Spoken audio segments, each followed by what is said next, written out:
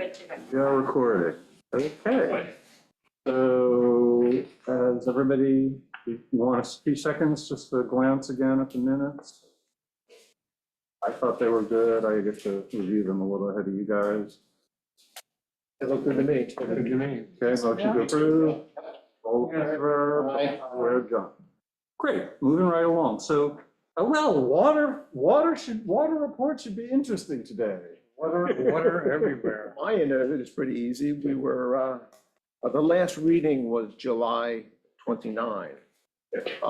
And we were rolling around at about 85% percentile. Right, we were seeing the drawdown. The drawdown has started, but, you know, that would reflect that chart will change depending on the month and depending on just how much water did fall last night. So now we have a good quantity of water. A good quantity, and things are starting to normalize a little bit in terms of not like going off the charts upward. But today, last night, obviously, everybody's aware. Did you get a measure? Incredible measurement, I tell you. We had 4.26 inches of rain. Last night. We've never had a July Wow. like this, which gives our year-to-date total to 40.61, which is almost what we get in December per year. Wow. So, I mean, this is an It is incredible record. moment as far as the amount of water around in the sky. Right. It's really something. And there was, you know, in Connecticut and in Eastern Long Island and even on Lake Drive in front of my house, the roadway was being torn up. There's a big gouge in it from, you know, I have the asphalt sitting in front of my driveway from up the road. Oh. So it was a damaging rain. And I can only imagine what the people around Lily Pond and Congdon Road are experiencing in terms Right. of. At the Historical Society, they have Yeah. cones around where the high level is, and it's been consistent all summer. Uh-huh. Then it went back, and I bet you I'm gonna look at it when we meet, Yeah. it's probably high again. Yeah, so, you know, let's be mindful of both hell and high water, both of which we face. Okay, well, is there anything else I mean, we have a lot on the agenda, so, you know, we're good we know we have a lot of water, maybe. Quantity is Quantity's not our problem Yeah, right now. quantity is good. So three words. Quantity is good. Quantity is good. Quantity is good. Quality is important. Okay, so do we have, we don't have a printout of the WAC mission strategy. I think I got it. You do have it. Yeah, it's in here. Okay, double-sided and all. Jesse's got it in order of the agenda. Oh, that's great, and I've just messed up all my pages, so it's. Oh, okay. Yeah. All right, well, I'd like to Andrew's done a lot of hard work on this. And we've asked for some feedback from our board members, which I don't think we've quite gotten. Do we? Okay. Here it is. So, we would like to adopt this as, I don't know if we want to do a read through and just make sure that we feel good. I wouldn't mind reading this kind of into the record. I know we don't want to. Read it into the, No? It's quite long. can't we file it with the Well, or minutes? just, maybe, a summary. I think the mission and the strategy, you might want to just read that part of it anyhow. Because that really is. So, okay, I raised an issue at the last meeting, which was, what is the process by which we address the potable drinking water issues on the island? Because we have, over the last several months, conducted testing in the center. We've discussed conducting further testing in the peninsular areas. And my question was, well, we have a lot of data from the center, but what are we going to do with it? And what is our role with respect to identifying issues and making recommendations to the town board about those issues and engaging the community in that process? How do we actually do that? So that we can, as an issue comes up, we can actually step through it in an orderly and predictable way. Mhm. All right, so that's what these 2 pages tries to do. It tries to set out procedures and policies with regard to our way of work. It doesn't drive us to a particular solution in a particular area. It just tries to clarify our own processes. All right, Role in the overall process. correct. So there's a mission, which is one component of our mission, not the entire mission of our committee, but one component is to ensure potable drinking water for the island community. Mhm. Seems important. And then the strategy around doing that is we're not a decision maker. We are a recommender. Mhm. And we go through a process of identifying problems, applying science and data to those problems, developing solutions, and making recommendations. As we do that, there are things we need to keep in mind. One, we are transparent. So we are open to the public as a group, and as members, we engage with the public and we're available to the public. And we abide the rules around transparency for a governmental entity like this. Second, we focus on data and science because the underlying hydrological processes we're dealing with are complicated and lend themselves to rigorous analysis. The public health implications of drinking water are complicated. And so we have a bias towards science and data in terms of dealing with those complications. We seek different perspectives because different communities on the island, different landowners and residents and businesses on the island all have different perspectives, which are valid, and we seek those out and consider them. And finally, we're biased towards action. In other words, we want to make a recommendation. We don't want to just talk. So what do? That's laid out on the second page. We solicit input. Next, we define the problem. This goes back to my undergraduate degree in environmental management, which was everything's connected to everything else. The problem with everything being connected to everything else is you can get analysis paralysis. And so we actually need to define our issues. And in doing so, we will focus on some things and not focus on other things. We need to state what success looks like. In other words, what is our objective with respect to a particular issue? We need to seek high quality and relevant data that is hydrologically relevant, that is relevant from a public health standpoint, that is statistically valid. And we spend a fair amount of time wrestling with those issues to make sure we get it right in the data collection process so we don't waste our money. And then we identify and evaluate options for dealing with issues. And we want to know the effectiveness of various options. In other words, will it solve the problem? We want to know how it's going to be implemented, who's going to do the work, how it's going to be managed, whether there are ongoing requirements, how are those going to be dealt with. We want to understand costs and funding.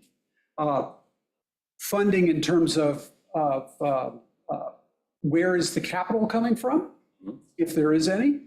Costs in terms of what a particular option could mean to a resident. And then importantly, we want to understand the risks associated with each option. What can go wrong, and estimate the probability and consequence of those risks. And having done all that, we want to recommend a solution. So this document, again, is procedural, and it's focused around our response to a particular defined issue. And it kind of lays out, oh, okay, if we have an issue, here's how we're going to address it. So I recommend that, happy to, look, it's a draft. Happy to take comments on it, but something like this we adopt and that we continually come back to. And we test ourselves and we say, are we actually making progress? Where are we? And where are we with respect to a particular issue? But again, it does not drive to a particular outcome. It drives to a set of options around a particular problem. Now, assuming we adopt this, the issue that I believe we're going to confront fairly quickly with some of these issues is the need for expertise at cost to actually do this well. Because doing this well does not lend itself, it is not going to be accomplished by a lot of talk. Doing this well, particularly the data piece and the assessment of the options, is going to require some expertise at times, and that's going to cost money. And so we may at times be asking for funds to accomplish this. So as long as we all recognize that, Well, I think that's a really great, then we should, fine, summary done. okay? Yep. I mean, and I want to, open it up. I mean, I have been through this many times. I think that this is really, really nicely done. I hope that everybody feels that way, that it feels like something that would be worth adopting. I don't have any edits that I want to make. Have you had a chance to, any of you? I don't have any edits per se. Page 2, it's all there. It's nicely done. In the title, we're talking potable drinking water. Is there much here that wouldn't also be for just about all the other things? I mean, if we were talking about wetlands, if you were, those other topics, geothermal, maybe they, I almost think that you could just knock. But that's just that's a question more than anything else. That is this very good specific? I think it's a really good question and suggestion, and I wonder if the right direction is to become more vague or to become less vague and include all the major areas in this. My thinking at this point is that leave it like this now, and as we go through other topics that might not fit the specific title, that then we can still live by this. You could even say, right now we're talking about potable drinking water, but, change that to, Ground and tidal surface water. resilience or. Ground and surface water pretty surface much water. encompasses everything, and that's the management plan we're referring to. If, Yeah, but we want to Never get mind. something done here, so I would recommend that we keep the focus a bit more narrow, Potable rather initial. than making it broad, and then everything gets diluted. So but you could easily imagine having the exact same document, changing the two. That's right. Yes. page 2, yes, Surface water. absolutely. That's what I meant to say. I maybe didn't say it well. Adopting it again for our surface water, but then thinking, is there anything we want to specifically add for surface water discussion? So for right now, if everybody's in agreement. that we Well, can- certainly is focused on that. Focusing on potable water. It seems to me that's always been, Yeah. has to be the highest priority is If public this health. is a and- generalized thing, then I agree with. Well, it was driven by the testing and relaying that information to the Finding public. the- So that's what's been driving this whole discussion. Yeah, there's one more data point that, it just very, just like the rain outside yesterday is a data point for us. There's been a run on bottled water at the IGA. There isn't a bottled water, but the 5-gallon bottled water, you can't get it the last 2 or 3 days at the IGA. There's a higher level of public concern kind of emerging, just as a data point about drinking water. Fill my water. I got excellent water. You'll bring it. Pardon me for breaking in. Jimmy, if you want to speak, just say your name. Yeah, James Langer. You have to come to the podium, Jim. Yeah, So I everybody live can on see a it. pond. And, last year I pulled a tree out that was like a weed tree. And the DEC dropped in on me and, they couldn't have been any nicer than they were. And they made me call this number within 48 hours. So I called the number, these three people came and they couldn't have been any nicer. And they told me, they didn't seem like they really were that educated on the whole thing. But they told me what plants I could plant there. Where are you located? I'm on Compton. Oh, you're one of the people near Lily Pond. Mill Pond, I believe. It's connected to Lily Pond. We used to skate it years ago when we had. So just that everybody understands, who's attending here, that would be the area where we're seeing higher water than might be desirable. Well, the one thing I wanted to say was, when they redid 114 in the late 70s, like in the early 80s when I first moved here, I would imagine it was the late 70s. Whatever they chopped out, they buried at George Schulteis's place. They dug a big hole and they got filled. So over there's macadam buried in the ground, which is not good for the groundwater. Mm-mm. And then what they did when they built the basins, they didn't put in the leaching fields. So from like the traffic circle, I noticed all the way right up to the Presbyterian Church, you look at all those grates, they're filled solid with sand. And the state won't even pump them out because in a hard rain, those things will fill up in 10 minutes. You're saying we're not seeing enough flow through? No, they never completed the system. And over at Lily Pond and that area, we also You know, see so- that there's a sort of a backup, so water accumulates. Yeah, so what happens is you got the whole high school field, I believe, the Presbyterian parking lot, all of 114, Jamie Cogan's, the bank, and that whole area draining into Lily Pond. Like last night, that pond probably rose by this much. I'm just looking out my window today. No, Fresh Pond also rose by, I'm ready to put a stick there, to keep an eye on the tide, but, right. I have an eagle soaring in my backyard last week. There's muskrats, there's frogs, there's crickets, there's egrets, there's purple herons, and, so on. And I love Which that. is great. It's great having a rich, robust ecosystem there. We are aware, we've been tuning in to this zone as an area where If everything you is. happen to have time, take a look at those grates. There's weeds growing out of them. Right. Thank you, Jimmy. We're going to have to move pretty quickly as we, because we just have a very long agenda. But it's something we were just having that discussion with Penny Kerr and John Kerr in their area. Yeah. Seeing Peter, I have a couple of comments on the draft. Yes. Just in the strategy, we talk about the town board, residents, business, property owners, et cetera. So I would recommend reversing, so we begin that by providing decision makers and the public so that parallels the town board being the first decision maker being listed. Mhm. And I would, following that, substitute the word based on with informed by. Okay. Further down, focuses on data and science, where we talk about recharge by precipitation. I would delete on the island because it's understood that the precipitation is on the island. Further down, seeks different perspectives. Last sentence, require all perspectives be considered rather than are. Next section is bias towards action. Second line, quantity issues and insert at least some parts of the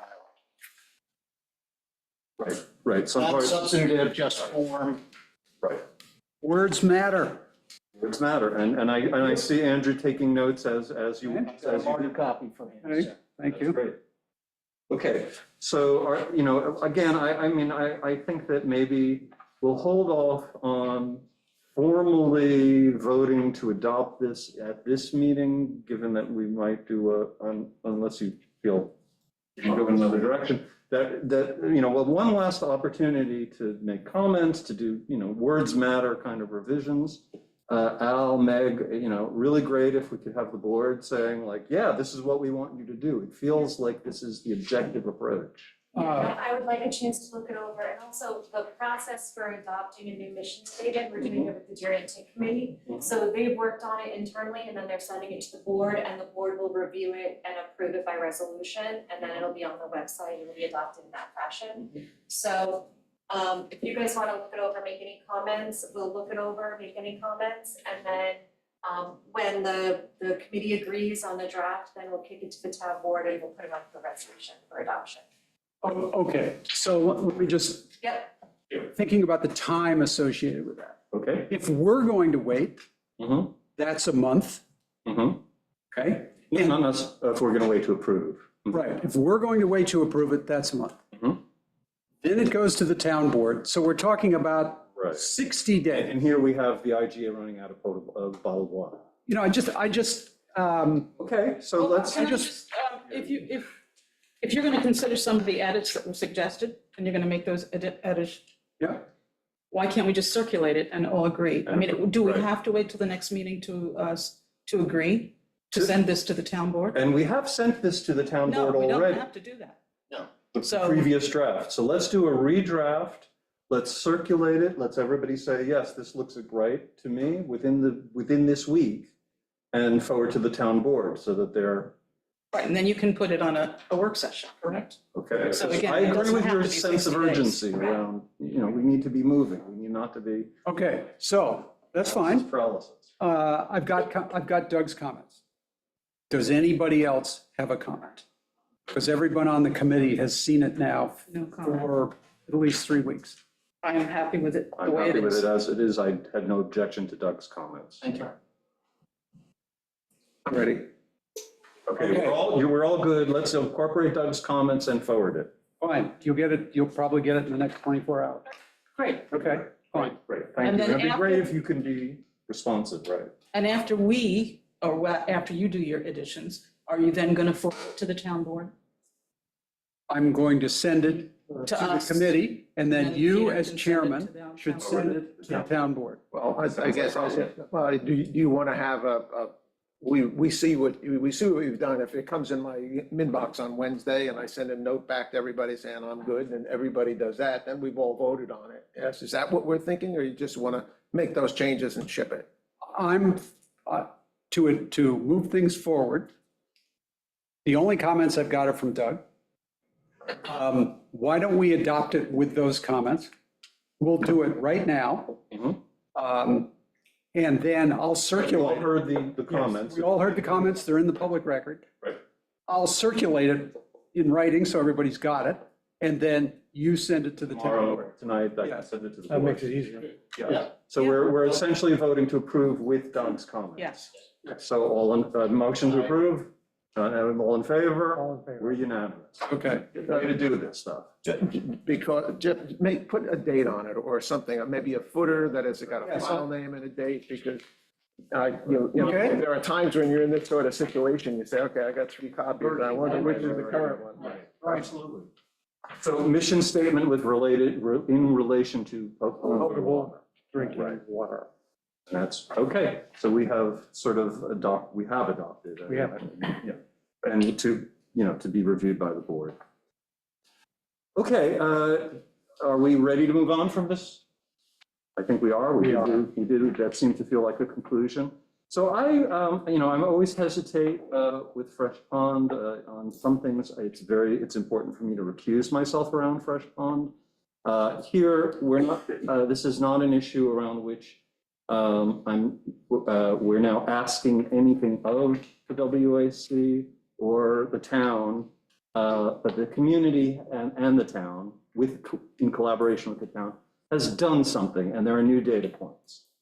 So on July 16th and July 17th, the town commissioned Solitude Lake Solutions to come and do a removal of lily pad stems and leaves and associated algal matter with those lily pads and leaves and stems from the pond. The amount of material, vegetative material that was removed from the pond was taken to the recycling center, where it's becoming mulch and topsoil. It's kind of a misplaced resource, that nutrient-rich misplaced resource that's been now placed will be placed in the correct place rather than fertilizing fresh pond, will be fertilizing topsoil. Jessica, could I let me tune into the Zoom session here. If I could be able to share, let's take, thank you. So I'm going to pull up the town. I'd just like to show what happened.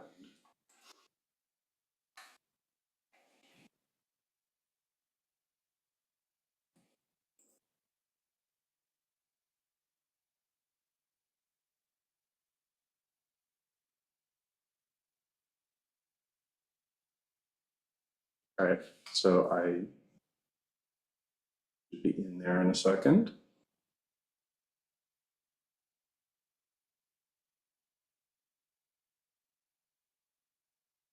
And right, you've got me in, great.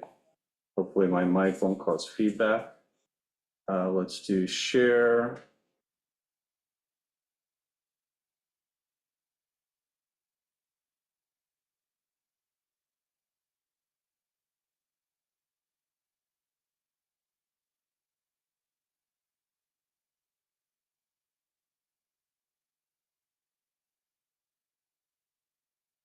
All right, these are the. You're gonna get feedback. Right, I'm gonna get feedback. Let's turn off my sound completely. There we go. So, and actually, I guess I have to stop sharing that window and share this window. Okay, so that's the as soon as it comes up. It was there. There it is. Here we go. So this is the harvester that was brought to Fresh Pond. And this is the harvester in action. And it's kind of like a Dr. Seuss contraption. It has a conveyor belt, a cutting mechanism. The cutting mechanism can be moved up and down so that we can go to about a foot above where the roots are. So we're leaving the bottoms of the. Now the hypothesis in doing this harvest, it has kind of a water wheel, it's like a paddle boat. It has a second conveyor belt where it can unload the harvested material onto Fresh Pond Road. From there, that material is picked up, and there's the sum of the 2.7 tons of lily pads, phosphorus and nutrient-rich lily pads, leaves, and stems. They were harvested at just the perfect time. We can see when it gets yellow they get yellow flowers, and then it's about to give up the ghost and decay back into the pond. At the same time, as you guys know, we've been doing citizen science on Fresh Pond for 8 years now. And so we've been measuring the clarity of Fresh Pond. So the day before this harvest, we measured the clarity of Fresh Pond as a meter. You could go in, you could see almost, it depends on your height, but my thighs and my legs would disappear into the muck. Immediately following, in 2 or 3 days following this harvest, that went to 1.5 meters. Our second official data point was the next weekend. We went to 2 meters, and within 3 weeks, Fresh Pond was at 2.95 meters. Unofficially thereafter, we've exceeded 3 meters of clarity. You could be a giant 10 feet tall and see your toes when you walk into Fresh Pond. It was absolutely, people have been, just blown away. And Fresh Pond Neighbors Association, people have been meeting in the middle of the pond saying like, oh my God. So it was really quite an exciting process to see happen. The hypothesis, the reason we even wanted to do this, we know this is a temporary process. The lily pads the whole idea was the lily pads would grow back. We actually had, 10 years ago, I started clipping lily pads before they decayed around my property, mostly just because we became aware from Dr. Gobler that harmful algal blooms would be 100 times more concentrated in the decaying lily pads than in the open water. So I'm protecting my children.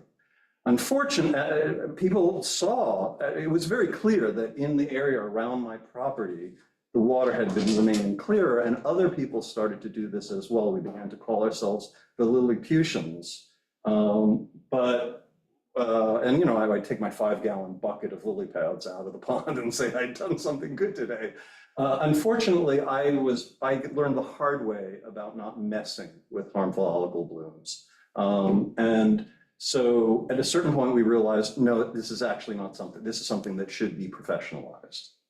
So again, they came in, they removed, well, again, correlation is not causality. We're looking at this each year, but they removed 5,440 pounds of this material. The water became clearer and clearer and fresher, and as clear as I can recall from when we were all much younger people. That said, that seems a little odd that response would be so intense. Now the regrowth, what happened was the edges of the pond are completely up out to where it's 10 feet deep. The pond is very deep, so the center of the pond does not get lily pads, but up to 10 feet, the lily pads can grow to the surface. The surface becomes ringed with these lily pads, and light is completely blocked from reaching the bottom of the pond around where the lily pads can grow. By having uncovered all of that, we triggered a regrowth that was startling, but that was the goal, was regrowth. Not that we were, one of the things that the reporter article had mentioned was that we were clearing nuisance plants, but it really, we were hopeful that they would come back and that there would be this regrowth. And if you think about it, if you take out this material, you can see why that would prevent the pond from becoming greener, becoming worse. You can't see without the pulling out of additional nutrients why it would get so much better so quickly. So the working hypothesis had been that this would be a kind of engine for cleaning up the upper waters. Obviously, it can't reach down deeper. And in northern lakes, every fall and every spring, there will be a turnover, recirculating phosphorus and nitrogen back into the upper waters. So this is something that will have to be pursued each year until we work with the deep water, but a remarkable success. And that's what I wanted to report on. Bravo. How long does it take the growth to come back? You're doing it every year, so Right. how So- often does it grow? So we're now reaching what looked like when we did this. We're now reaching the point where the flowers have just, there are these beautiful yellow flowers that we get. Yep. And then that tells you the leaves are about to yellow. And it happens that the area that is the most troublesome, that seems to have the most excess of nutrients, is right to the left of Fresh Pond at Fresh Pond Road where the public access is. We're beginning to feel like it was a 2-day cleanup. This was paid for entirely by funds that the Fresh Pond Neighbors Association had raised. We're committed to doing that every year. And so that was, give or take, about $10,000 for 2 days cleanup. We're beginning to feel like a second one day around this time would keep people safe. That is to the left of Fresh Pond Road. In just that area, we're beginning to see, what we see is filamentous green algae. It's kind of thick and kind of gross, but it's not a harmful algal bloom. But it's not appealing either.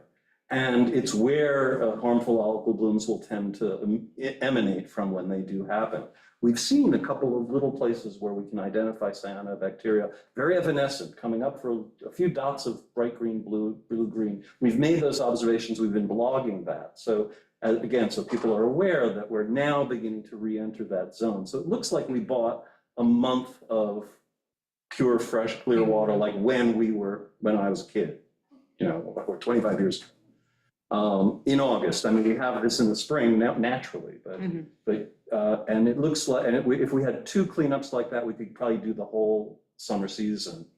But just focusing our resources a little bit, it's not that much money, I mean, but it's a lot for, fundraising at the IGA every summer.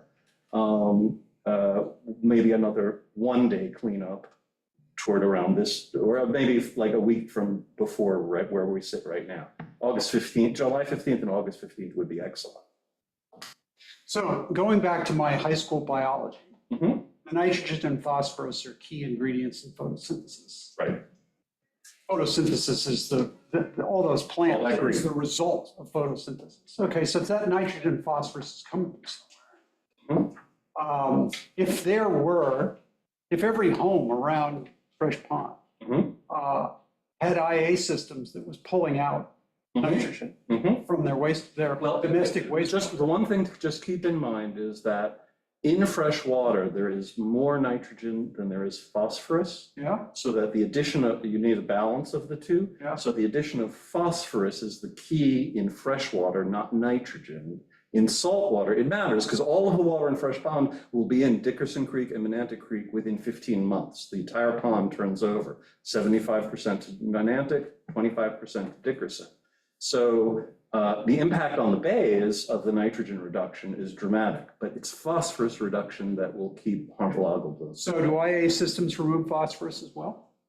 Not in their current state. There are a few modifications that can be added that include phosphorus reduction systems, but those are not currently approved for use. And they're very much of interest. They're being tested, but that's a good reason to not overly emphasize the installation of IA systems in the fresh pond water fed. Just, We want people to install the right IA system. yes, and the ratio. Phosphorus reduction. So, The ratio is important. So if you reduce just one, Yep. like nitrogen, you can cause more harm. Excess phosphorus, because the nitrogen and phosphorus don't bind before and go into plants before they reach the pond. The phosphorus gets to move on into the pond because it wasn't, so if you just remove the nitrogen, you can cause the worsening of the problem in the pond. all right, so do we know the septic tank intervention, septic system intervention, which would eliminate the need for the annual clean out and maintain water? So you'll never eliminate this need, and the reason why is that it is not this year's septic contamination. And by the way, septic contamination, geese are very important. 4 geese equals 1 septic system, rule of thumb. Runoff, fertilization. Winning statistic. We can fix that. Florida. The hunters would learn how their eyes open. So it's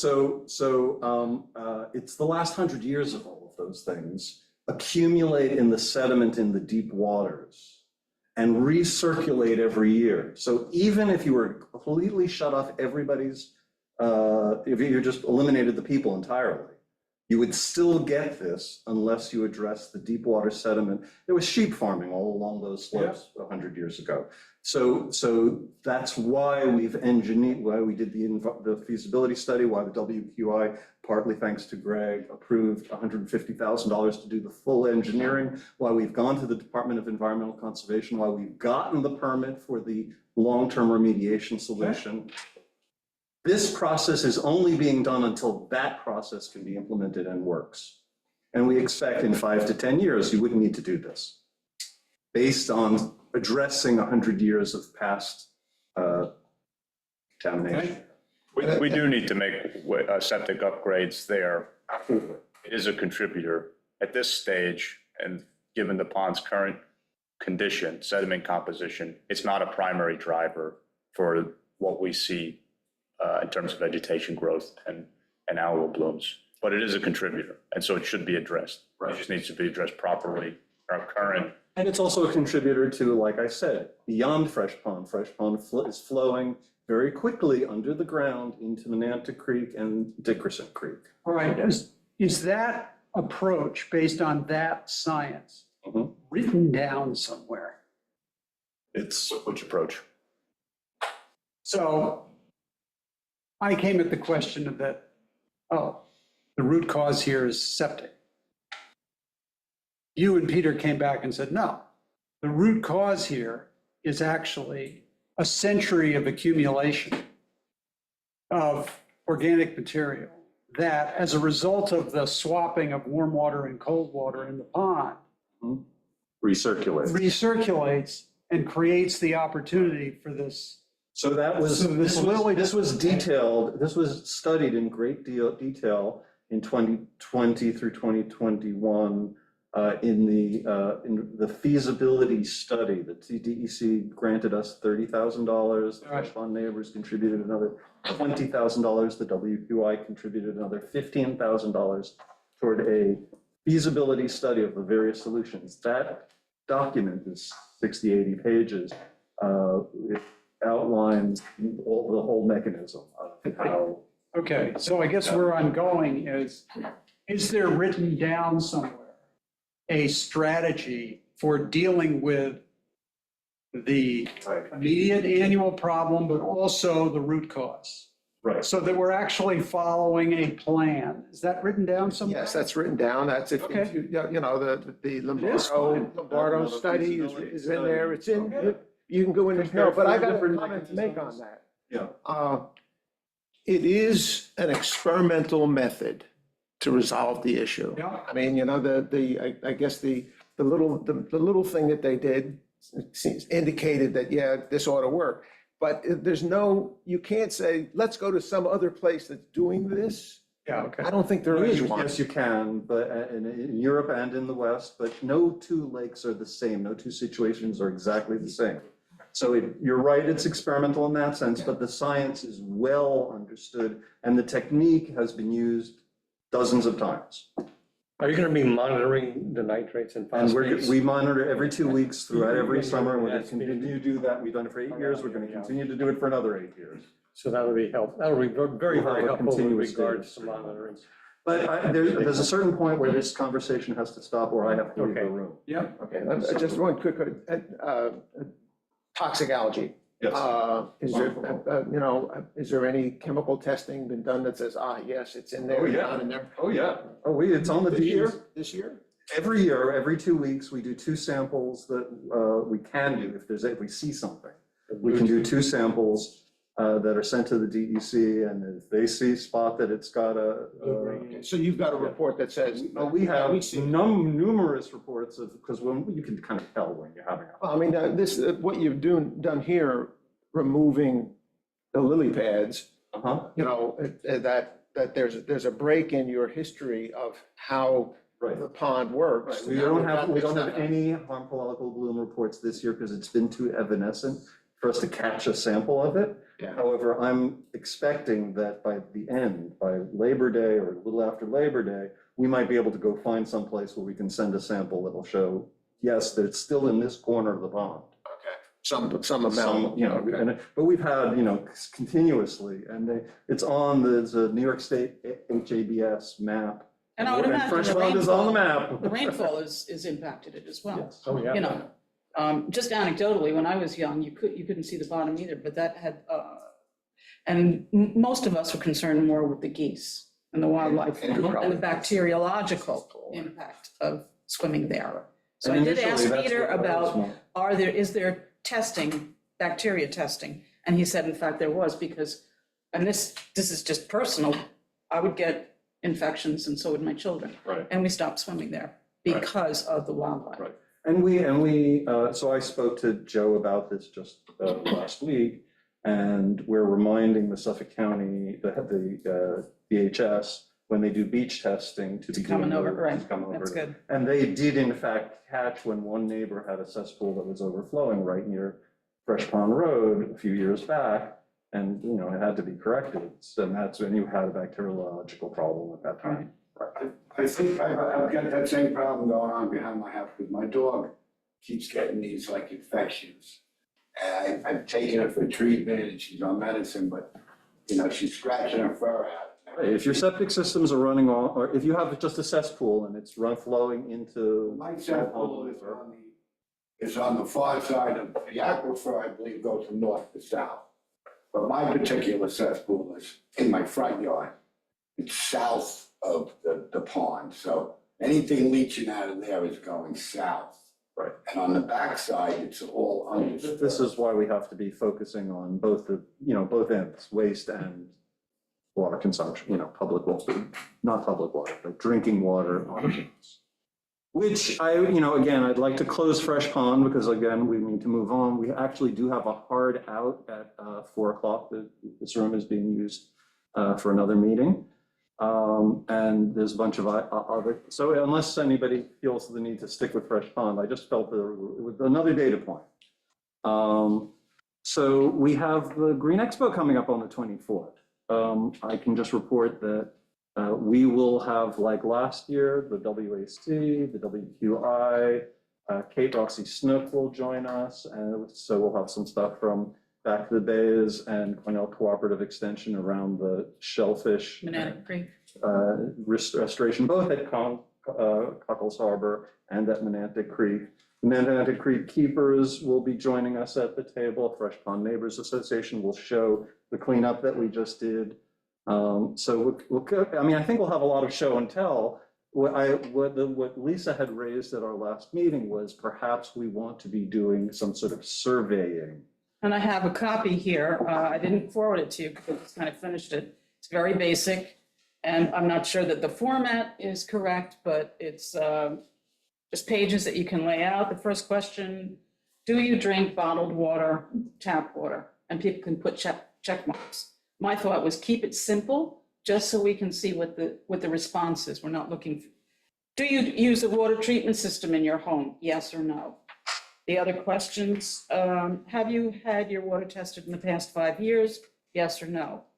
How would you rate the quality of your tap water? Poor, satisfactory, or good? Does your household ever experience water shortage or low pressure? That's more for municipal water districts, because we do have times, peak periods, we have low pressure, but I thought it wasn't bad to include, yes or no.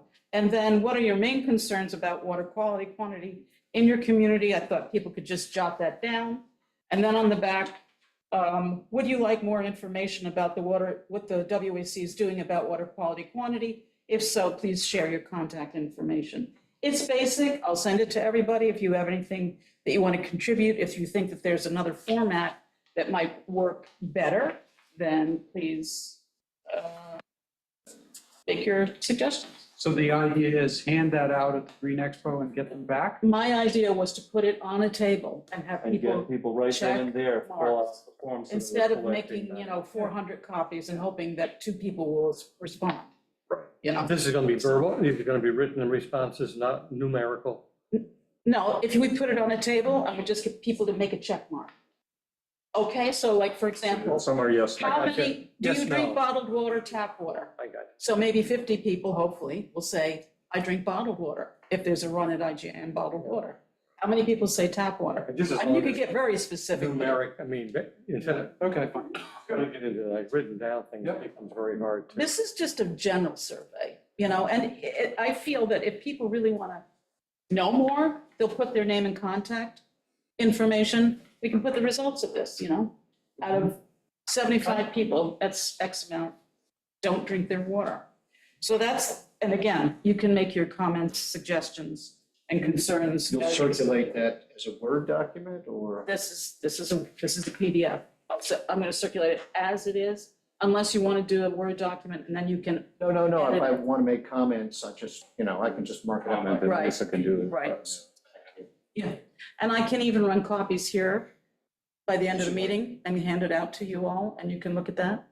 I took some of the surveys that I had read from other districts and companies and areas of the country and just kept it simple.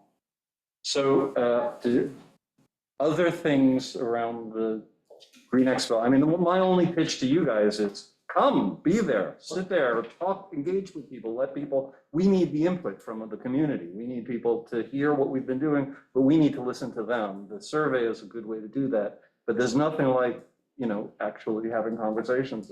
You anticipated my question. What time is? Oh, yeah, so Green Expo, do we have 11 o'clock, isn't it? 11 to 11 to 3? Yeah. 11 to Yeah. 3. So we'll be setting up table, a few minutes early, and And I also have a demonstration that I am planning on doing. which is a demonstration. Do you want it to be a surprise? Do you want it to be a surprise? It's just 5-gallon pails and putting them up in a pyramid formation to show how much water every person uses every day in Suffolk County. The numbers fluctuate. It could be anywhere from 50 gallons to 150 gallons. But I just thought A visual. Visuals are good. and- So I'm getting them from the hardware store. I'm gonna rent them for 4 hours. If anybody else has, I think that visuals are a very good way to get people's attention. Yeah. Any other ideas? I'd be very happy to. Sorry? One of the things that be next. And WQI will be with us, right, which is great, because you can, say, get your septic, people to France in, get your water wash.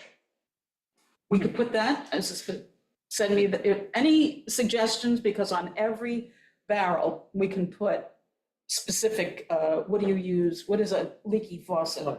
How much does a leaky toilet use? We can break it down. Bib hoses, how much water is lost to bib hoses on average? So, yeah, we can break all that down. Okay, Jimmy, quick question? You may want to add a question to that list you have there that you should ask people whether they fertilize their lawns. Jim, Topic. I think you're right. I mean, because we do have the fertilizer Work on- concern, but there are so many variations that will affect the answers. Yeah, no, I understand. It's a broad question, it's a very broad question, but like 30 years ago, this town board tabled to ban pesticides and herbicides. Do you know how many poisons are being sprayed? I mean, I come home and I smell it in the air. We share your concern. We Yeah. unfortunately the town can't Well, regulate that's pesticides. beyond what you're trying to accomplish. Yes, it is. Well, Another conversation. but yes, absolutely, it's a part of our larger conversation. People don't remember Lily Pond drying up, you being able to walk across it. But the little pond on the other side kept its water because for some reason or other must have a natural spring. That's a man-made pond, but you know. All right, but let's sticking to a sort of track. Green Expo, everybody good with Green Expo right now? Hopefully you'll be able to come. We also have, and it's a change of date because there was a conflict. So Tuesday, August 27th, 5 p.m. under the tent. It's going to be, the topic is drinking water. The option, what are the options? Is again, well, Lisa and Andrew have agreed to lead. I think that the important thing just for me to say is that we're not putting our finger on the scale. It's what are the broad range of what are the options and how, and try and get a rough idea of comparison. What are the options? Do you guys have any comments you want to make about? Well, I think we need to sit down and just sort of delineate who's going to address what, who's going to speak to what. With Joe. I'm sorry, yes, so yeah. So we well, probably should have a meeting, the three of us. And I have an outline. And yes, and you've shared this already with everybody, Yeah. so I'm sure you Yeah, have I it. do have but, that, yeah. yes. Possibility. Well, all these, it's a broad range, Treatment, water treatment. the various Let me. homeowner water treatment options. Can circulate it to all of us. And We you do a- have it already in your email, yes. So let's review Uh-huh. what I recall that the direction we were going in that, with regard to this. Uh-huh. So the session on Tuesday, the 27th, right, Right. Yep. is going to be conceptual in nature. We're going to start with explaining again the implications of the testing that was done in the center. Mhm. And then we're going to go through at a conceptual level, what are the options ranging from doing nothing all the way through to the different techniques that can be used to address well water issues in the home. In other words, point of use filters at the kitchen sink or whole house systems, all the way through, On water or? all the way through to a community water system. These will not have been rigorously analyzed from the standpoint of configuration and cost, because we're not at that stage yet. Mhm. And one of the benefits of, Where it's going through their Everybody consideration, individual by home. You can't do it any other way. right? Everybody needs their own testing, Everybody has figure their out, own. right? Yep, correct, and that's the point we have to make. right. And so it is, people should expect a discussion, a conceptual discussion of the options, but we're not going to get into costs Mhm. because we haven't done all that work yet. And we're going to test the interest, take in the participation from everybody in terms of what their level of interest is in this or that, and get a lot of reactions. With the expectation that we would have another session in the fall that would have more definition around configurations, system descriptions, and costs. This is educational. Right. But I guess I would make two comments. Consistent with the process. Consistent with the process. I would make two comments, though. In this general session, while I think that using the center as a good example is important, I think that the same principles, the same concepts apply to problems near shore and the insular areas, people who are losing potability due to other problems besides nitrogen and other septic contaminants. So we're not excluding, I mean, it's a drinking water. How we start to think about options for drinking water, whether private or public. And I think that what Andrew said at the last meeting, that being that he has been in some people's homes and he's seen different treatments for specific items like iron, correct? And perhaps that what people are treating gives them not a fault, but gives them a sense of security that maybe isn't comprehensive, that there may be other things that is in their water that they're not treating. That's what I got, sort of my impression from your discussion, which was sort of drove this. So in the idea. broader context, I'm the carpenter, or one of the members of the Senior Citizen Home Repair Program, and I see a lot of basements. And I see water treatment systems in those basements that address obvious contaminants that actually, but not all the possible contaminants. So one of the purposes here is for people to understand that some of these contaminants, many of these contaminants might be harmful, but might not affect taste and odor. So a system that addresses all the taste and odor issues that you might have doesn't necessarily address everything that you need to worry about. PFOAs, 1,4-dioxane, things like that. So one of the purposes of this session is to make that point. Another purpose of this session is to kind of test the interest of the group, whoever attends, in the different alternatives, and to get into a back and forth about that, so that as we move forward and assess alternatives, which is what we will be doing, we'll have the benefit of that public input as we do. So the other comment that I would just make is that while you can't talk about the specific costs for any specific homeowner because you just don't know. It would be nice to have a rough sense of a hypothetical situation where a certain person, it turns out their testing shows they have this, this, and this. What would it look like for them to mitigate? What would it look, right? On a rough level, what these, not trying to put any specific prices on it, but. Well, you could do a comparison of RO systems. I mean, they vary wildly in expense. And, that's part of the problem is the less expensive are not always the most efficient. Right. So again, that needs to be, I think, also Well, brought out. service is a big piece of it, a regular service kind of thing. Right. Because if you don't maintain your system, you're gonna basically, it's gonna fail. I mean, And if you're not constantly testing, the you're not gonna, you don't know whether you're treating the right thing. Doesn't work, that's right. So again, just some hypothetical scenario would be a good thing to, and, rough numbers is fine, because at this point, we're talking rough. That's dangerous.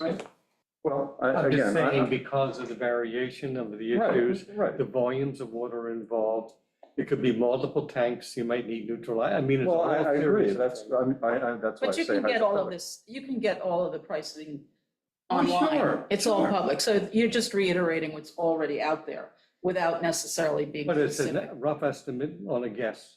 Right, absolute You have guess, no idea absolutely guess. What Right. the story is. In reality, you're gonna need to test, you're gonna need to maintain, you're gonna need, and you don't know Yes. what, until you've done the testing, you don't know what you're gonna need to maintain for. Right. And on an ongoing basis, you're gonna have to keep doing that, so. All right, so, Jim, I'd like to disagree with one topic that you started back there, where you said doing nothing. We are doing something now. We're trying to control nitrates by saying, stop putting that much nitrates into the water, put an IA system in. So that should be that, if you Baseline. want to have a baseline, Okay, okay. We are doing that. We are, have an IA we'd love to do more. You know, we've got now, it was something like 60 units that the WQI has funded. There's money set aside right now, or applications, open projects, another 60. So we're gonna have 120 So by next year, at this time, we ought to have. Can I just respond for that? I think that, and I may be reading too much into what Andrew said, but I think part of the do nothing was, what our discussion has been, is what do we do for those people whose tests come back positive for nitrates? What kind of information can we give them? How much further can we help them? It's not necessarily that we're not doing anything about nitrates, but it's about how are we helping the public with information that is solid, that is giving them somewhere to go. And I think that may be what the do nothing, at least in my I opinion, just that's do what I- nothing. That's not the current. Nothing is not an option, is what you're saying, and nor is it what we're doing. To say that, Right. the town board isn't doing anything on that. The town, no, the Absolutely- town absolutely is. in The agreement. town is trying to clean your water, and because your downflow, you know. next person. See, if we set out if we set out a checkerboard and said, okay, we want to get one IA system in each of these checkerboards, Right.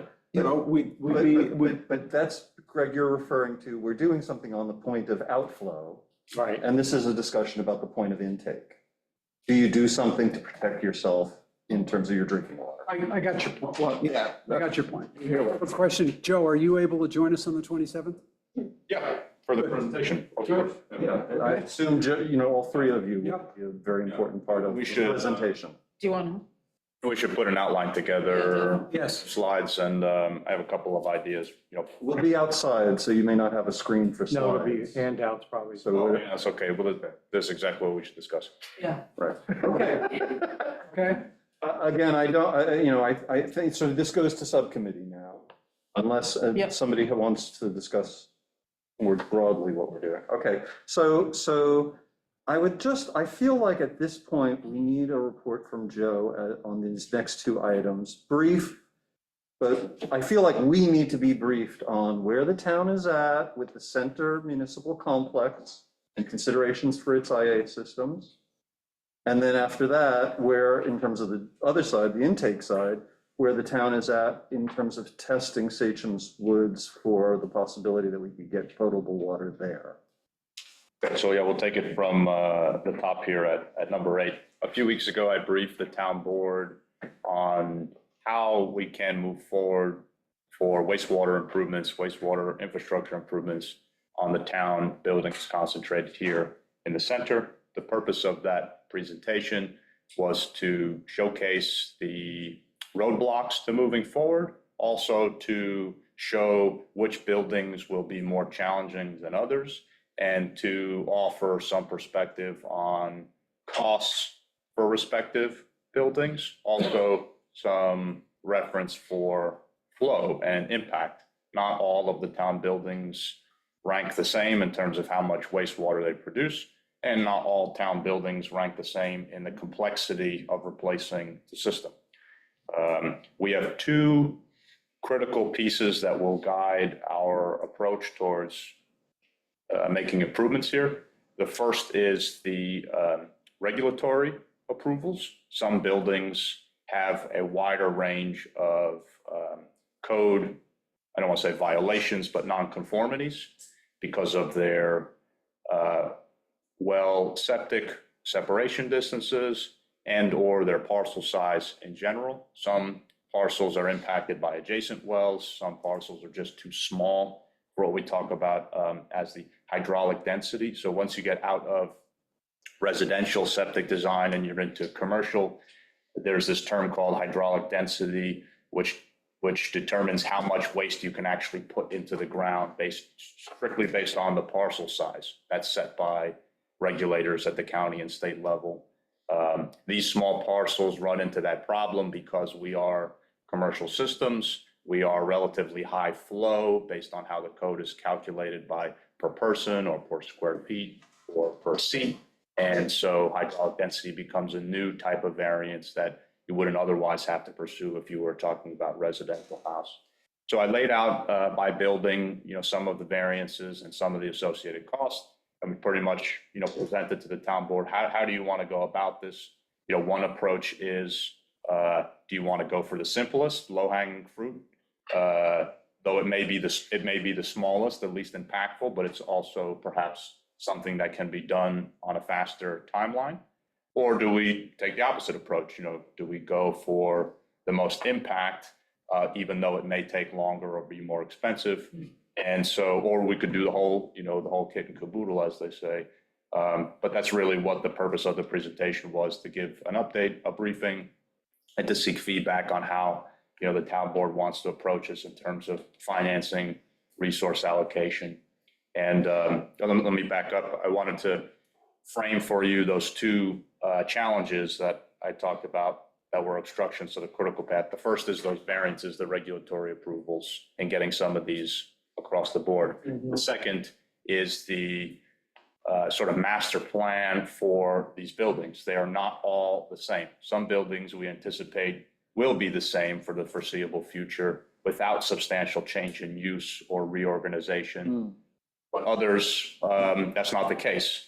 The library, for instance, 5 years ago was a good example, having the same lack of infrastructure, but staring down a substantial expansion that would change their sanitary requirements. I think that argument is in place for some other town buildings, like the town hall complex, for instance, where if there is going to be some substantial reorganization of this parcel, be it in the actual construction, adding more buildings, reducing more buildings, or just a change in use where these become, reorganized so that they have larger meeting spaces and whatnot, those will have huge impacts on the infrastructure that's required. Sanitary code is based off of its use, and that's how you develop your design flow. So on a parcel like this, where you may be reconfiguring the buildings, it's critically important that you don't spend money on systems that go in the ground that would otherwise need to have a building put on top of them later. So if you're thinking about an expansion of a building, you don't want to place them, in the middle of your parking lot that you may need in a few years for a new building.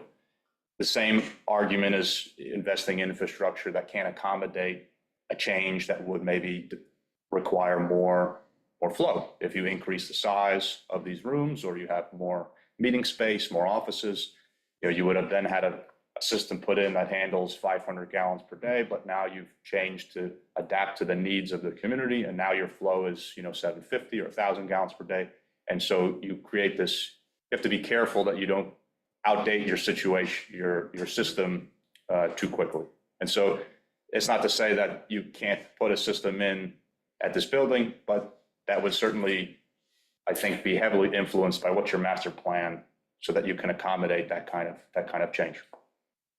The briefing included a discussion of which buildings, I think that applies to and which it doesn't.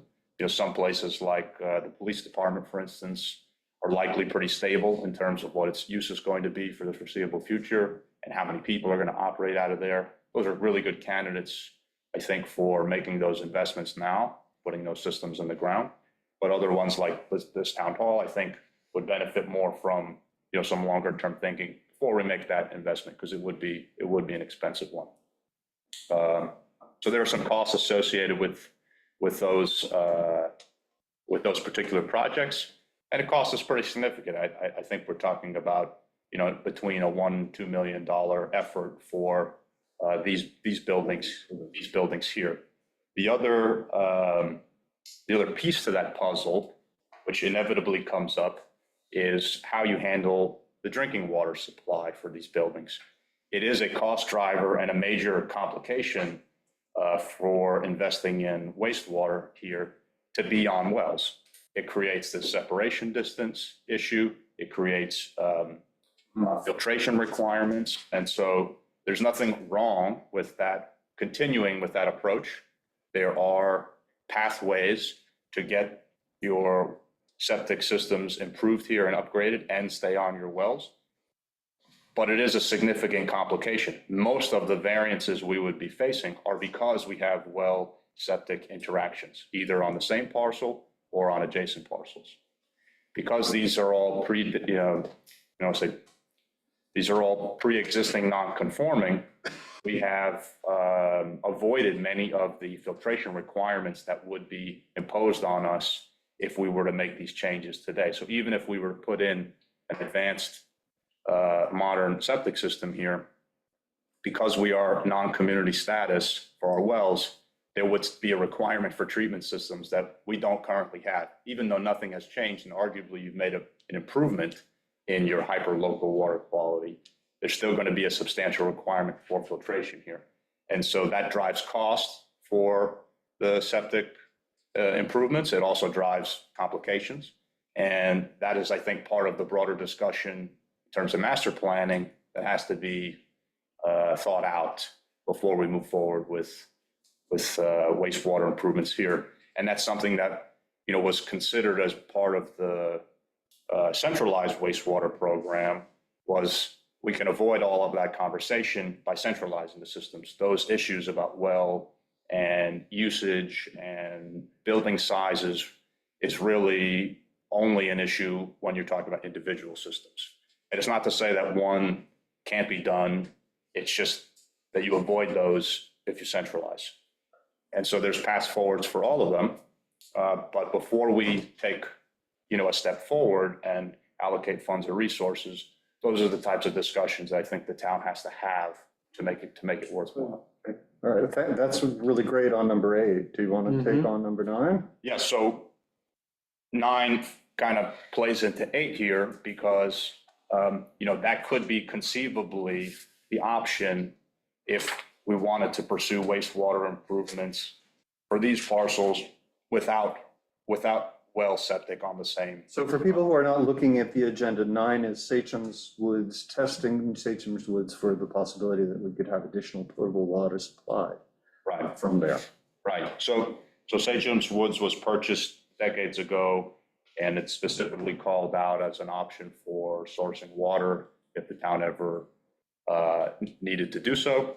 It's never been tested or advanced since that initial purchase. And so conceivably, that could play into the town's decision with wastewater management here. If water was sourced there and delivered to these town buildings, that would eliminate your need for wells on individual sites, and it would reduce the cost and complexity of putting individual septic systems in. Now, like I said before, you don't have to do that.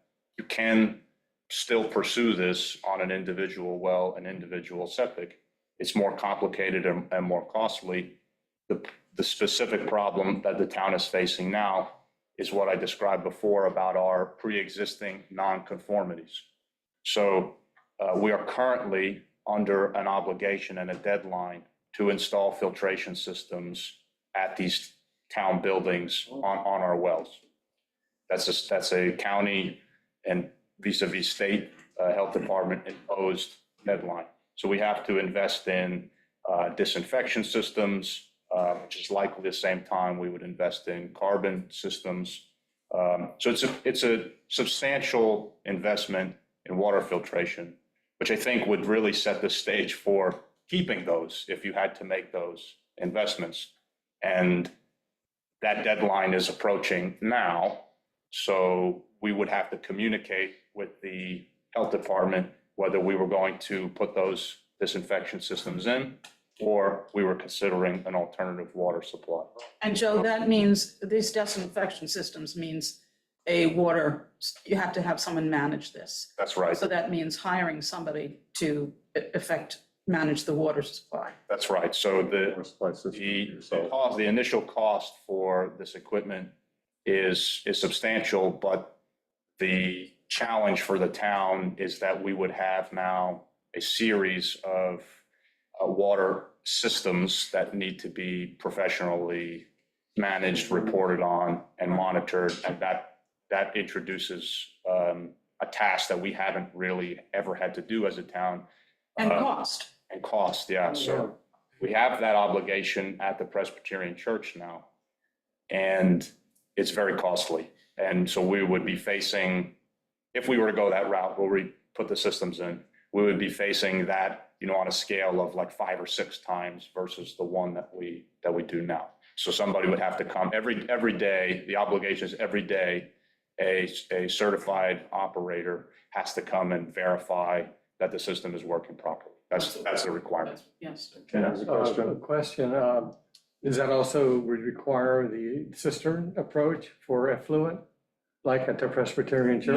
No, it's Unless they were nitrates? not necessarily, yeah. Not necessarily. Not necessarily.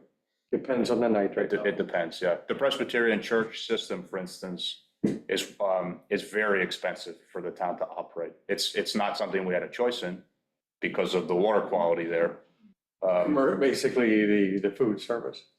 Yeah, because it's a non-community status for who it serves. Right. We have a different set of sanitary requirements. Okay. And the system itself is very expensive, but the operating cost of the town is also very expensive. And Can I ask, Joe, do you have an expense sheet on how much each one of these scenarios would cost the town? yeah, You do? yep. So this is just looking at the required improvement project. So we're going to present a $100,000 budget request for the filtration systems installation, initial testing and startup.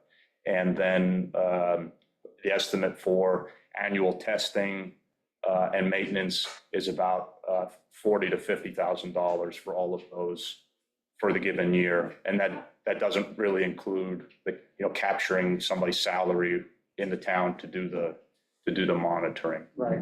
And we don't really capture that now with the Presbyterian Church either. Joe, what's the penalties for not meeting the deadline? So the deadline is set by the county, and the deadline can be extended so long as you show that you are making progress towards a solution. And the solution could be, I've scheduled installation, or the solution could be, I'm awaiting, a community Study. No, it would have to be more concrete than that. It would have to be, I'm awaiting a connection to a water supply. Implementation. Yes, exactly, yeah. Uh-huh. And so how the Sachem's Woods testing comes into play is that would be That would qualify. an opportunity to delay the implementation of the filtration systems. And again, the cost, Yeah, what would be the cost of penalty. testing to see if Sachem's Woods could be used as an alternative water supply? Let me answer Doug's question first. Okay. The cost of not complying is that's a legal pathway where eventually the county, would impose some sort of, I think they did it at the church actually, but it predates my time. They make some sort of a legal judgment and you get fined on a daily basis or you get sued or something. There's a legal procedure for that. The cost for testing at Sachem's Woods, potentially zero, but it does involve a formal relationship with Suffolk County Water Authority to do that. We could go and test it ourselves, but that's extremely costly. That's, in the hundreds of thousands of dollars. I don't think that's a reasonable, at that point, I think, You just use them as a You need to subcontract. drill a hole. Well, no. or you privately do it. But with Suffolk County Water Authority, are you using them as a subcontractor to conduct the test at Seacom's Woods? So you could feasibly pay them to do it and then retain all, Ownership. of Sachem's Woods, or you can do it at no cost to the town. They would bear the cost and they would retain a right to use the well field if we were to call for, if the water tested usable and we were to call. They'll pay for it. Call Suffolk for, County Water Authority would pay for it. or we could create a situation where we had the right to then buy that back, which is what I think we left off with them, was they would do the testing. And if the well tested good, they would have this easement.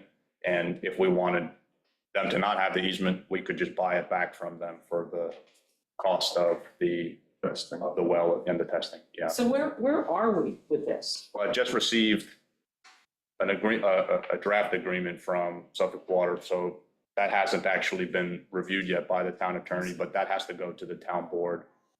And all these things are becoming somewhat circular because, having Satcham's Woods is kind of irrelevant to how the health department sees our current well situation. They're looking at it singularly. You're out of compliance. We're just waiting for you to fix this. And then also happening is our discussion about wastewater, which can be a singular issue, but is influenced by these other things. If we're going to make a decision about doing individual systems here, well, that relates to whether we're going to move forward with the individual well model. And if we're going to do that, then with the wastewater comes this commitment to upgrading the filtration here.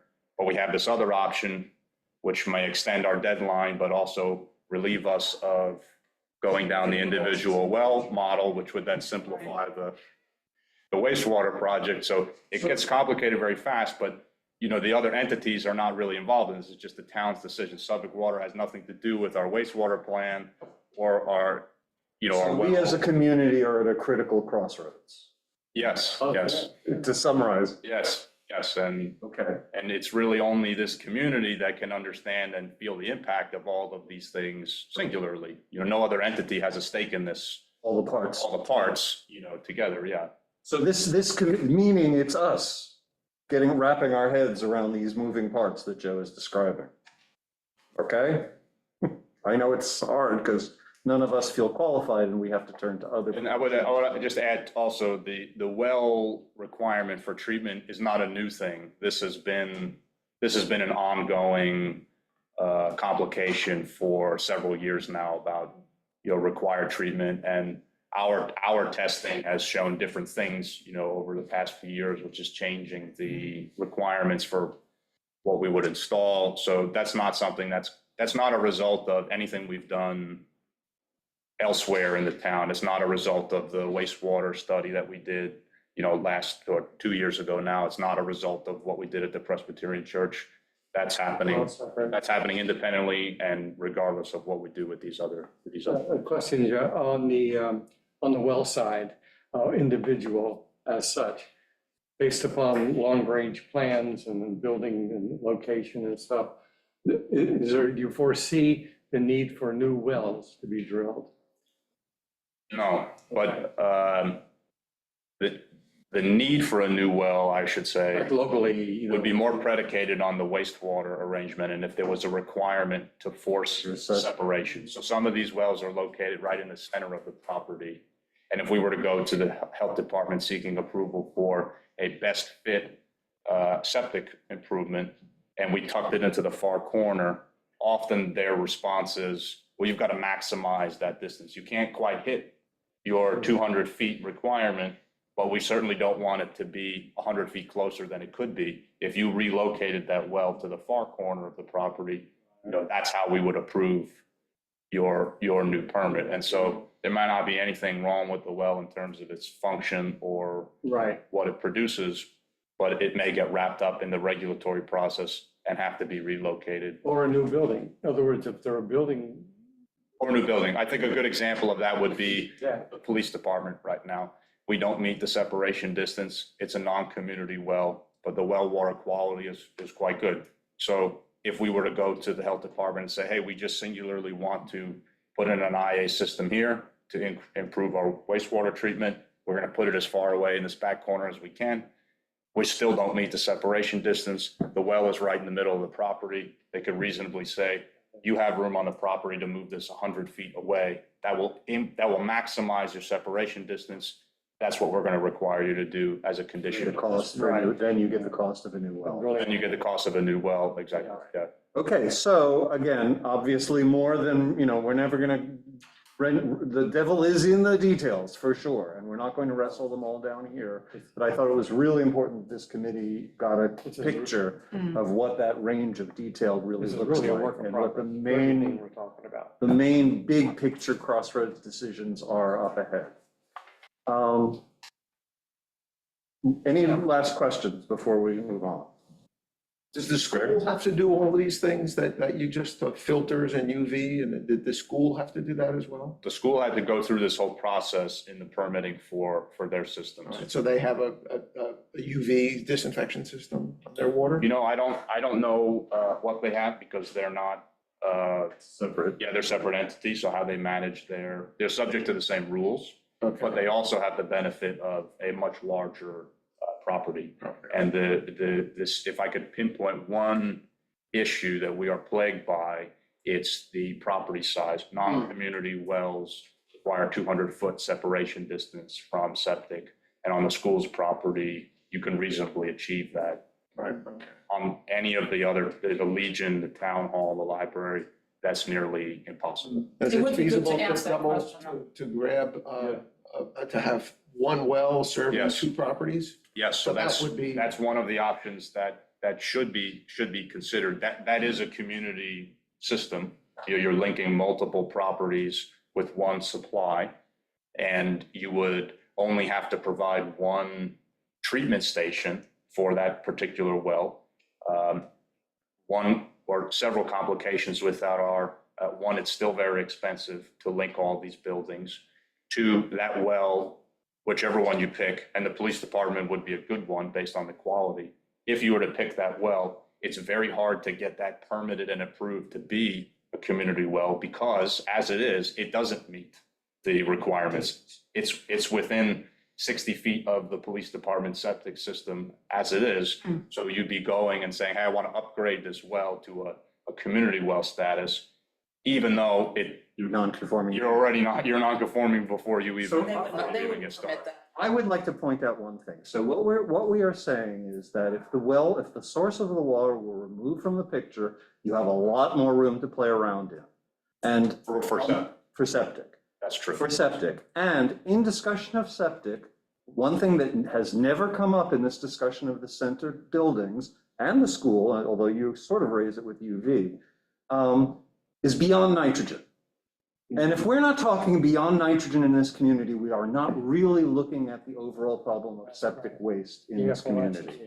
So if we had a lot more room, you could have a shallow drainage field, you could have a larger area on which you turn your waste into beautiful gardens rather than, and you get more uptake and you get other things taken out. I mean, ideally, in my mind, you would want a gray water reuse station, but that's probably a bridge too far for us right now. So let me just provide some context on the difference of the well status, because this is what's important. If you're a residential or private well, you may have non-potable water, but you don't have, it's sort of up to you how you're going to handle both the testing and the treatment of it. You can go about that on your own as you wish.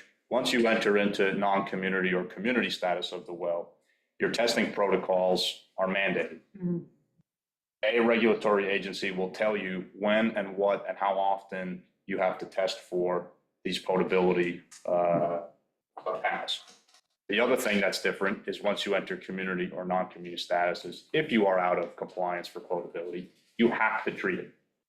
It's not up to you like your private well, whether you're going to go forward with treatment system. Whatever you want to drink. And point of view systems are not acceptable for non-community and community. So I can't just say I have, I'm slightly elevated on nitrates. I'm just going to put an RO system under the sink in the bathroom and call that. So that is not an acceptable treatment protocol for a non-community or a community system. It has to be whole building or whole parcel service. And so that's a big driver for cost and the complexity when you're compared to the private well. That is a reasonable solution for a private well, is I have, one thing that's out of potability, and I only, my water otherwise is fine for bathing, maybe even cooking. And so I just have a place where I go, turn on the faucet and have a glass of drinking water. But that's not the situation that we're staring down. Yeah, I just, in light of that, the non-community wells, they still have to conform to EPA regulations, correct? It starts with the EPA. Yes. And then there's the state. So and now- then there's the county. Yep. So now that the EPA has lowered the points per trillion for PFAS and PFOAs Right. to 0.4 parts per trillion, That's right. and that is going to come into effect in 27 for municipal districts, and I think an extension of 29. The town will have to have filtration if in fact they are tested here for anything over 0.4. Four, Yeah. yes. Certainly if Suffolk County Water Authority Well, yes, were yeah, doing a water 4.4 supply. per trillion. Yes, that's true. If Suffolk County Water Authority were doing a water supply, it would require their full professional management of that water supply, meaning the whole range of tests that they have to do for West Neck Water and that the Heights has to do for itself. I think Lisa means on our own, we would have that, we would You have. that requirement as well. requirement, yes. But you wouldn't have the resources of the Suffolk County Water Authority if you were doing it on your own. Well, you'd have to take it to some lab, and more than likely it would be Suffolk County lab that these testings would be going through anyway For monitoring? for monitoring a well here. Oh, yeah, so we pay, That the town was. right, so right managing. now, we have the same testing requirement, and we pay a private company to collect a sample and take it to the lab, and they do all of our. You know what I'm laughing about when, how hard it is to get the information, the data. You may have, forget it. Never All right, mind. well, you know what, it'll come back again, because, again, I think we've spent some time on this, we have a sense of the big picture here. Obviously, we're not the decision makers here, but it's up to us to be thinking about how these problems relate to one another. I'd like to move on unless we have any more questions about Sachem's testing. Okay, so the Peninsula Nearshore testing topic. His test. The board has been hesitant to authorize paying for testing for Menantic Peninsula and for Silver Silver Beach, for both saltwater intrusion and the full range of possible contaminants. Let me make a comment about that also, Peter, is like, we're working with Meg about, how to craft this to better serve the community and the feedback that we've got from the town board, and also the complications of working with the county on their rules of the program. And we think a better approach perhaps is a rebate-based program where we would solicit the WQI for a set pot of money, be it $5,000, $10,000 for testing. And we would then advertise to the community that you'd be eligible for a rebate if you signed up. But that would eliminate the town acting as the initial agent in soliciting enrollment. And it would also eliminate the town acting as a singular customer to the county, which is what we got a little bit tripped up in mechanically with how that would work. This would make the homeowner sign up just like anybody would on the county website for the test. This would make a small pot of money available to say the first, 50, 100, 150, whatever we can get buy-in from to support. And then the homeowner would take their confirmation of the test result, and they'd be eligible for a rebate if they were to also hand back their test results. So in exchange for the test results to the town, we would pay their is it $100 or $125? 25. Test fee. And this seemed like an approach that maybe checks everybody's boxes. This helps the town secure more test information because it's sort of, you hand me your test data and I give you some money back. This allows the town to control the amount of money that they're willing to invest in this, be it, a set dollar amount, and it's sort of on a first come, first served basis. And it also streamlines the effort for the town in managing this. We sort of leave it up to the community. If they're motivated to go and sign up for this, then they can. We provide a rebate to the first. So I know that Anita Greenbaum is with us, Greenbaum Bush, and she has circulated a survey, which she's shared with Yes. us within her community. Yes. Uh, And that survey very much supports this model. Most people seem to be supportive of the idea of handing in their test results. Most people also supported on Anita's survey the idea that they wanted the town to help facilitate more testing. So that checks 12 boxes and that way. Because we're looking to get a larger number of tests happening. It was an atrocious number. It was like 350 tests have happened with the Suffolk County Health Department in the last 10 years when they came to us. Very bad participation. Very, very bad participation. So this allows us to sort of ratchet that up, and we're trying to use, again, I don't want to make Doug and Ken have to recuse themselves at the moment, but both peninsular communities, we would like to see their homeowner associations be part of the mechanism of getting a broader participation, but also collating the reports and giving them to us. Here's 20 reports that people have done. Yes. Here's 30 reports. Yes, exactly. I think this is a really nice compromise. My one concern is that in this model, if you were to get news that you perhaps didn't like, you may decide that that's not worth the $125 back, and we may inadvertently discourage sort of a non-discriminatory approach to the data, where you may just get inadvertently the best. An adverse selection process. You may get the best tests only, but that may not be the case. I mean, some folks seem to take the position where they want to actively participate in this, and so maybe they wouldn't hold back on that. So That is, I would say, the biggest vulnerability to the model. what I have noticed, though, is that people are responsive to the bit of education that says, if you're worried about your home property, the best thing to do is to be tested and address whatever you have to address.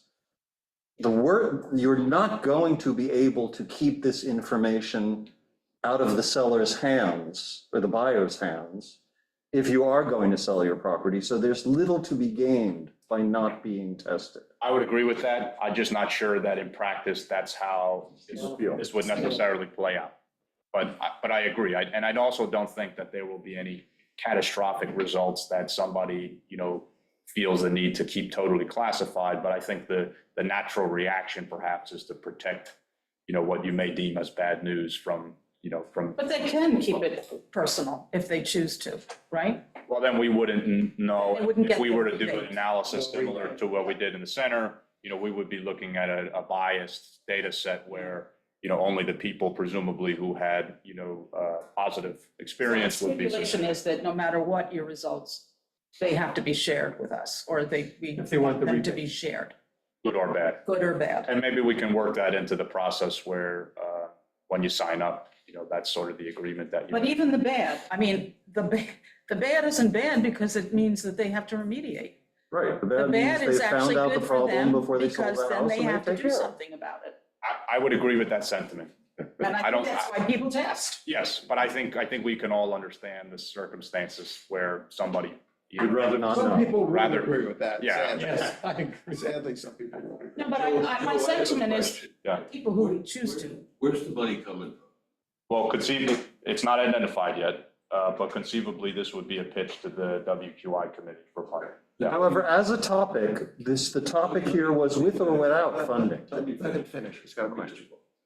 Where in the legislation does it say that water testing is covered by WQI money? Could you direct me to that?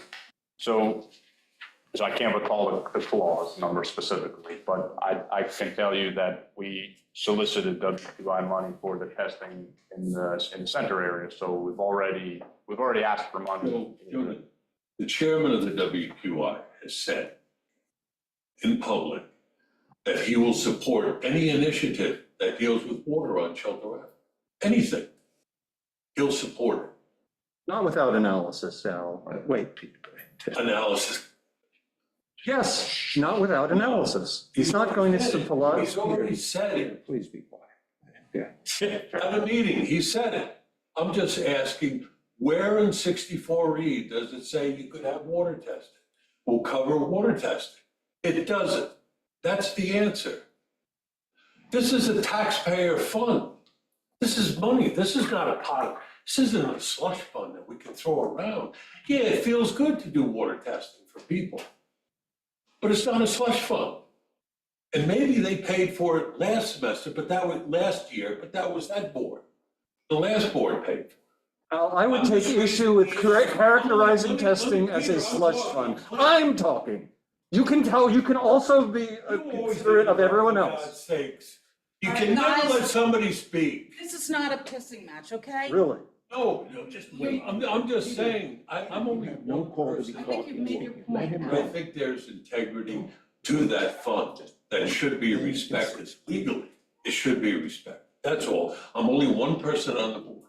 I was just asking you a Okay, question. That was all. and I want to emphasize, I respect your position on that. And I want you to know that this sort of revisit is in response to the feedback that the committee has gotten on the initial effort. When it was first proposed, there were questions about, and there was a notion that, you know, it was important for the data to be shared. So we revisited that model to create a scenario where if somebody was to participate, the town would, you know, guarantee that they got the data that was paid for as well. There was concern about how the county would handle the collection. So this model sort of eliminates that. So I don't want to get involved in the legality because that's not my role I'm here. just talking about, should it come out of the town's general fund? And I don't think that's a question for me to answer respectfully. I don't think that's my why I role. think it should come. I'm not saying I don't want to do testing, but I don't think it should come out of WQI. I think we're legally bound how that money is used. And I would just leave it then at presenting them. This is what my suggestion would be to the board then, to this committee, would be that if we can find a model that suits everybody's needs, and we're talking about $5,000 or $10,000 total, then perhaps there's a way to massage that number, and perhaps it doesn't come out of the WQI. Perhaps, you know, in the town budget, there is $5,000 someplace that can be allocated to this before they exhaust the effort. And if that's not the case, then that's fine. If the money can't be found, then the effort doesn't have to go. It seems to me, though, that at the root here is finding out specifically what the money in the WQI is allocated for. If you're looking for language to be specific, or is it as you say, so you have Yeah, that? here, I got 64 here, and I got chapter 50 here. And what, do you have a? And it, you know, something that I think the town attorney, if you've got this this is a thought bubble of here's how we can handle this. I think you need to say, town attorney, is there space in 64E and chapter 50 in the town code? Say, is there room to do this with WQI funds? Everywhere you look at WQI funds, there's like a 5-year, it's supposed to improve the water quality for 5 years, and it can't mean growth. All right, it's not a problem, it's not doing growth, but is a test today good for better water quality for 5 years? Well, no, actually, it's not there. So I think that's the point, is this something that would be more appropriate with some other funding resource? And what we did with the center triangle test was basically, we tried to use administration we were trying to do an advertisement to get people to say, I'm gonna get my IA system in, I should do this. So the purpose was not the 5-year improved water, the purpose was, we wanna get people involved to say, I need this, I'm gonna do it now. So how did that slot into the existing? There is an administrative factor in the CPF fund. There are things in there. Whether or not they're fully legitimate, you got a town attorney that should be able to listen to what you've got to say, forget that mistake, the center triangle, say, okay, we're not going to do it this time, and we thought we did it under an administrator that we were advertising in effect in order to get people to. All right, so just so that Can I just ask a question here? Yeah. Because Greg, you're saying that you're looking at what is it going to do in 5 years? The logic of that eludes me. Knowing that, no, listen, no, I mean that statement. The testing results that we have indicate hard data.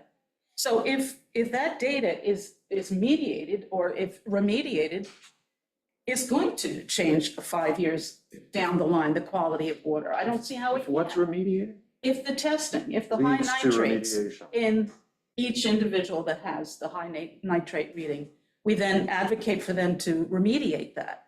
And we provide information how they can upgrade their systems to help remove that. Then Targeted how to can whatever it the not water quality problem be is. an improvement in 5 years? Because we have what we call, we rebate, we have a fund. When somebody comes to the WQI and says, I want to put an IA system in, we say, fill out the form. We look at what they've done, what they've got, what the situation is. We say, we've got great news. You have a base amount of $12,000 and you've got $4,000 if you have to change your well, and another $4,000 or $5,000 if you want to put a pressurized shallow drain field in. And that's part, so that's what you can get. One more question. Lisa. What I'm sensing is this understanding or this idea that the money, WQI money is only for IA systems. Is that true? Google New York CLS Town Section 64E, and that is the current legislation, state legislation that we operate under. All right, we're not supposed to, as I understand it, and that'd be another question for the attorney. That's the question.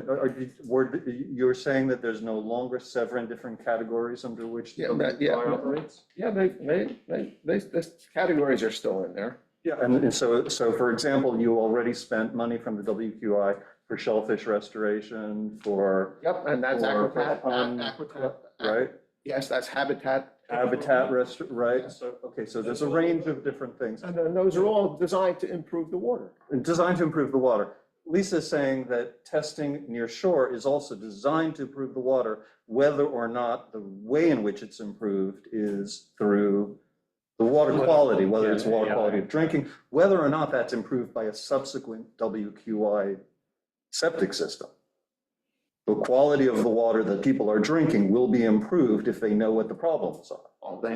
And then they can come to us, then they can come to the WQI and say, I want to put in an IA system. Or they they need to put in a filtration system. In a what? They may need to put in a filtration system and they may not come to the WQI. That would be true. And they would spend their own money improving their water quality because they knew there was a problem. Right. So again, it's. So is that valid? Is that a valid use of the money? WQI money. I'm just telling you what the No, but state, that question, is that a valid use of money? It's an important question. Anita has her hand up. Anita. So what if the town didn't pay for the testing, but if people needed remediation to improve their potable water, the town instead paid for that? There would be fewer people, so that would improve water quality. It's not the testing, it's a different issue, and maybe that has. I think the starting point for what Anita is saying is the same as the starting point for this agenda item, which was peninsular nearshore testing with or without WQI funding. So Al raises a point, is it, within the code that we should use WQI funding for testing? In talking to community groups, I have found that everybody agrees with the statement that every one of these homeowners can afford $125 to know. So it does not seem to be that the funding is the barrier.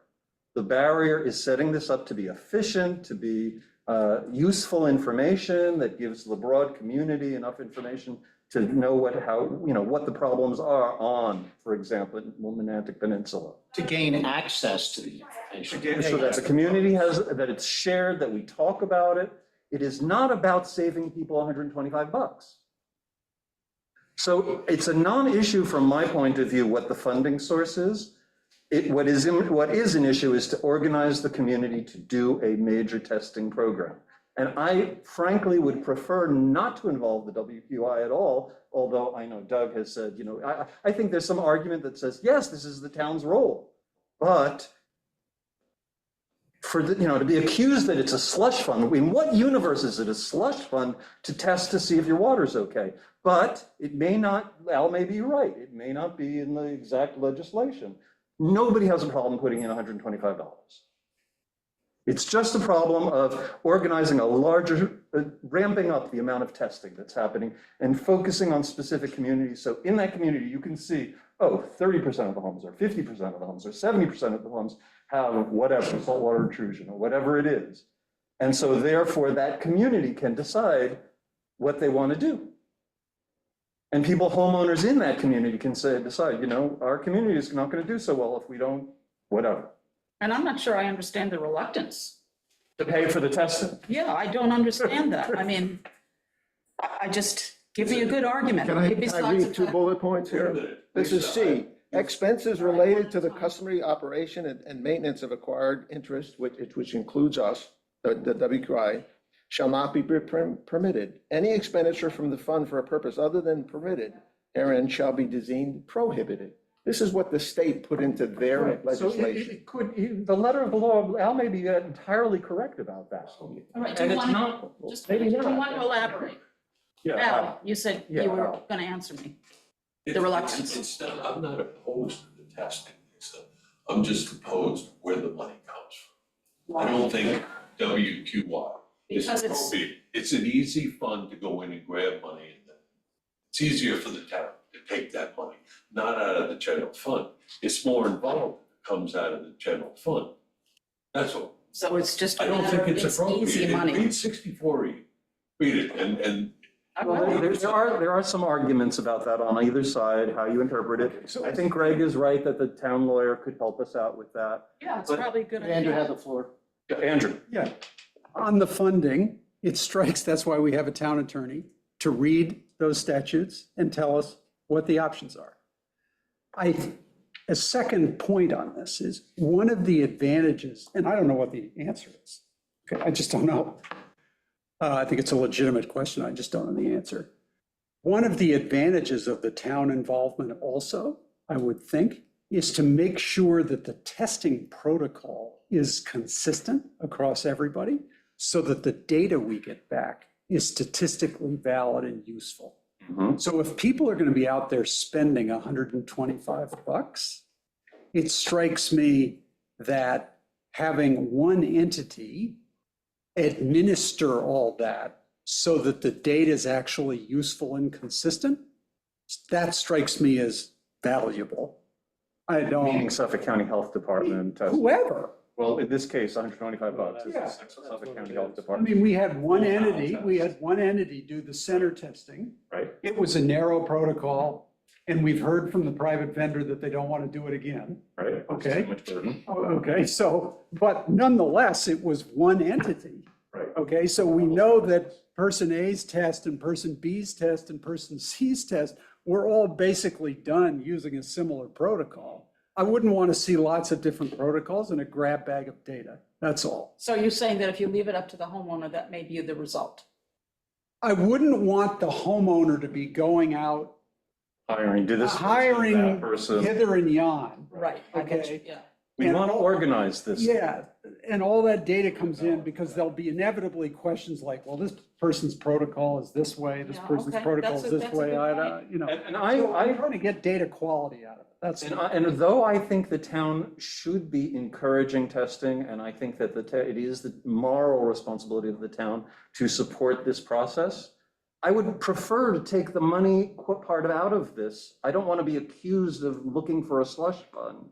I would like to say, everybody in those peninsular areas can afford $125. The issue is bringing the community together to do a consistent process that they share with the town. Yeah, now maybe you understand the testing process better than I do. Maybe my issue around data quality in this circumstance is a non-issue because water quality testing is water quality testing. Everybody follows the EPA protocols. Everybody's measuring the same kind of stuff. It all is going to the labs. And so maybe that's an issue. Maybe it is an issue. You'd have to tell me that. But I just. It is an issue if we don't use the same test panel. So for instance, Yeah, you're okay. getting a $1,500 test privately for $125 through Suffolk County. That was the appeal. Bang for the buck. Partnering with them. When we did the private test, we paid almost the same amount of money, and instead of getting 150 things, we got 4.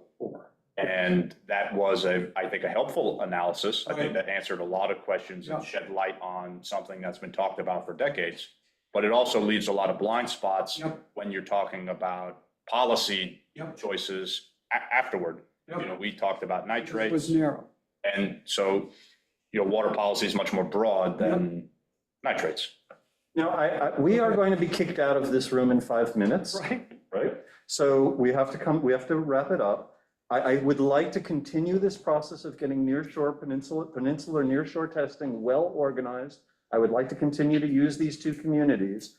I would also just want to mention that that's not the end of things. We recently, somebody who's actually attending the meeting today submitted their tests that, you know, in another community in Hay Beach, we're seeing 1,4-dioxane and a whole range of PFAS, PFOAs in their water. Yeah. Okay, so with regard to, I understand, So we're going to need to continue to the other communities as well. well, with regard to 10, Yes.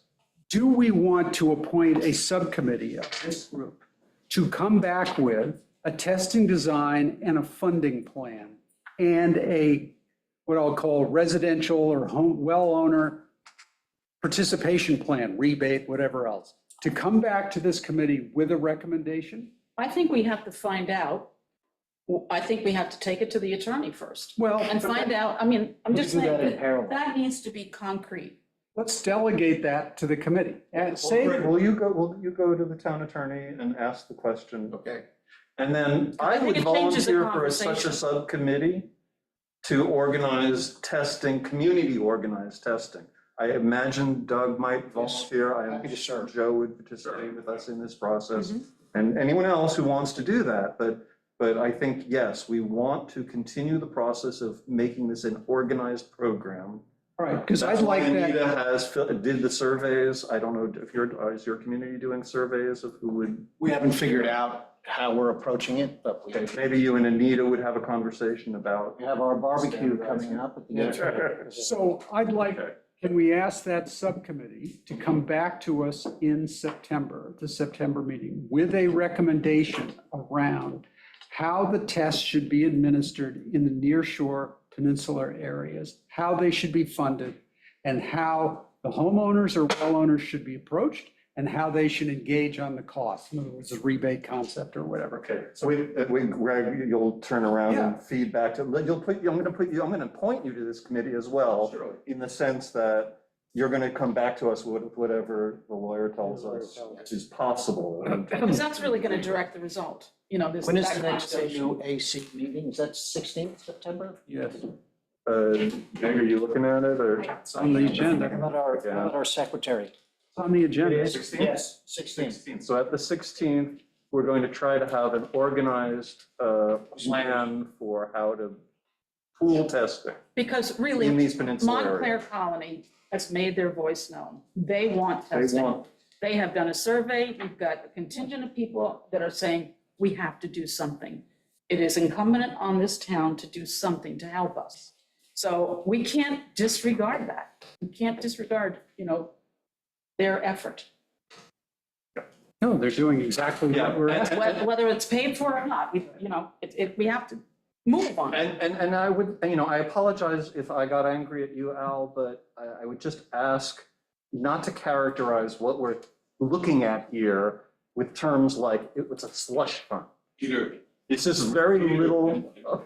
in my opinion, Yes. it was used as a slush fund in the past, In your opinion? because it was convenient. It was a pot of money that was convenient to you. I don't believe any of this work is convenient. It's very inconvenient work. It's very hard work that people are doing.